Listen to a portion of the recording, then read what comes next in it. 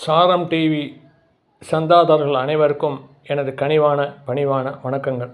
இந்த சாரம் டிவியில் சந்தாதாரர்களாக சேர இருப்பவர்களுக்கும் சேர நினைப்பவர்களுக்கும் எனது கனிவான பணிவான வணக்கங்கள். இன்றைய பதிவு மாலையபட்சத்தை பற்றி சொல்ல போகிறேன். இந்த மாலையபட்சத்தில் நம்ம யார் யாருக்கு தர்ப்பணம் கொடுக்கணுங்கிறத பண்ண போகிறோம். அதாவது இந்த மாலையபட்சம் 8ஆம் தேதி அன்றைக்கி ஆரம்பிக்கிறது, 20ஆம் தேதி வரைக்கும் இருக்குது. 21 மாலையபட்ச அமாவாசை, 22 நவராத்திரி ஆரம்பம். இந்த மாலையபட்சத்தில் நாம் யார் யாருக்கு தர்ப்பணம் பண்ணுறோம் அப்படிங்கிறத நம்ம பார்ப்போம். அப்பா அம்மா, தாத்தா பாட்டி, கொள்ளு தாத்தா கொள்ளு பாட்டி, அதுக்கப்புறம் பெரியப்பா பெரியம்மா, சித்தப்பா சித்தி, அதுக்கப்புறம் ஒன்று விட்ட சித்தப்பா சித்தி. அவளுக்கு பசங்க இருந்தால், யாரானும் இறந்திருந்தால் அவளுக்கு பண்ணணும். அவளுக்கு பசங்க இருந்தாலும் பரவாயில்ல, நீங்கள் நம்ம பண்ணணும். பண்ணினா தப்பு ஒன்றும் கிடையாது, பண்ணாமல் விட்டாலும் தப்பு இல்லை, பண்ணுறது நல்லது, நம்ம பண்ணலாம். அதே மாதிரி அம்மா வழியில் அந்த தாத்தா பாட்டி மாமா மாமி இவாளெல்லாம் யார் இறந்திருந்தாலும் அவளுக்கு தர்ப்பணம் பண்ணணும். அதே மாதிரி மனைவி வழியில் மாமனார் மாமியாருக்கு பண்ணலாம். ஒன்று விட்ட அண்ணா, ஒன்று விட்ட தம்பி, ஒன்று விட்ட சித்தப்பா சித்தி, அந்த தம்பிகளோட மனைவிகள் தம்பிகள் இவாளில் யார் இறந்தாலும் அவளுக்கும் தர்ப்பணம் நாம் பண்ணணும், பண்ணாமல் இருக்கப்படாது. இந்த மாலையபட்சத்தில் என்னால் இது பண்ண முடியல, நான் என்ன பண்ணுறது, இதை 15 நாள் என்னால் பண்ண முடியாது. 15 நாள் நீங்கள் தர்ப்பணம் பண்ணணும். அந்த ஒரு நாள் பண்ணலாம் இல்லையா? இந்த ஒரு நாள் கூட நான் எங்கேயோ அதுக்கு வேலை இருக்குது, அங்கே போயிட்டேன் இங்கே போயிட்டனால தவறில்லை. பரணி நட்சத்திரத்தை அன்றைக்கி பண்ணணும். ஏன்னா அது மகாபரணி அன்றைக்கி பண்ணால் ரொம்ப விசேஷம். அதில் ஒன்றும் தப்பு இல்லை, பண்ணலாம். அவள் திதி அன்றைக்கி பண்ணினா விசேஷம், முடியலைன்னா பரணி நட்சத்திரத்தை அன்றைக்கி நாம் பண்ணலாம். அதே மாதிரி நமக்கு வித்தியை சொல்லி கொடுத்த குரு, ஏன்னா நம்ம வாத்தியார், அவத்தில் வாத்தியார் இருந்திருக்கலாம், இல்லைனா வாத்தியாரோட மனைவி இருந்திருக்கலாம். அவள் இறந்தால் கூட நமக்கு தீட்டு உண்டு.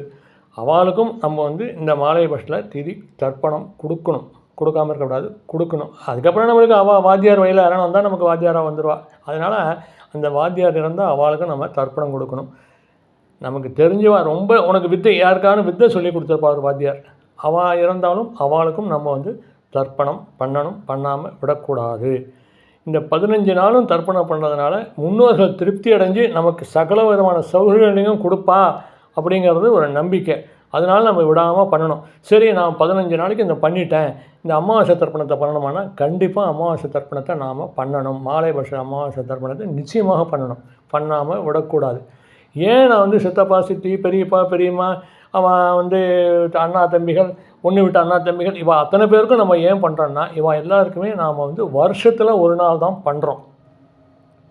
அமாவாசை போதெல்லாம் அவளுக்கெல்லாம் பண்ண மாட்டோம். அமாவாசை போது யாருக்கு பண்ணுவோம்? அப்பா அம்மா, தாத்தா பாட்டி, குழு தாத்தா பாட்டி. அதேமாதிரி அம்மா சைடில் அந்த தாத்தா பாட்டி அவளுக்கு தான் பண்ணுவோம் அமாவாசையில், இவாளுக்கெல்லாம் நம்ம பண்ண மாட்டோம் இல்லையா? அதனால தான் வருஷத்தில் ஒரு நாள் தானே பண்ணுறோங்கிறனால இவன் அத்தனை பேருக்கும் நம்ம கண்டிப்பாக தர்ப்பணம் கொடுக்கணும். அது நமக்கு நல்லது. முன்னோர்கள் அவன்லாம் நம்மளை வாழ்த்துவான், ஆஹா நம்மளை நினப்பு வச்சுக்கிண்டு அவன் செய்கிறானே அப்படின்னு அவன் எல்லாருமே நமக்கு சகல விதமான சௌகரியங்களையும் கொடுப்பான். அதனால் இதெல்லாம் நம்ம விட்டுறக்கூடாது. இந்த இதெல்லாம் நம்ம விட்டுட்டோம்னா நமக்கு பின்னாடி கஷ்டம். நமக்கு கஷ்டம்னா நம்ம அனுபவிச்சிட்டோம், நமக்கு பின்னாடி வர நம்ம சந்ததியர்கள், நமது குழந்தைலாம் இருந்தோன்னா அவெல்லாம் கஷ்டப்படாமல் இருக்கணுங்கிறதுக்காக தான் இதெல்லாம் நம்ம எத்தனையும் பண்ணுறோம். ஆகவே நிச்சயமாக இந்த மாலையபட்ச அந்த தர்ப்பணத்தை அனைவரும் செய்து நலன் பெற வேண்டும் என்று எல்லாம் அந்த இறைவனை வாழ்த்துகிறேன். உங்களுடைய முன்னோர்களும் உங்களுக்கு சகல விதமான சௌகரியங்களையும் கொடுப்பார்கள் என்ற நம்பிக்கையுடன் நிச்சயமாக செய்வா. அந்த நம்பிக்கை தானே, நிச்சயமாக அவள் செய்வா என்று கூறி உங்களிடமிருந்து விடைபெறுகிறேன். உங்களது வெங்கட்ரமணி.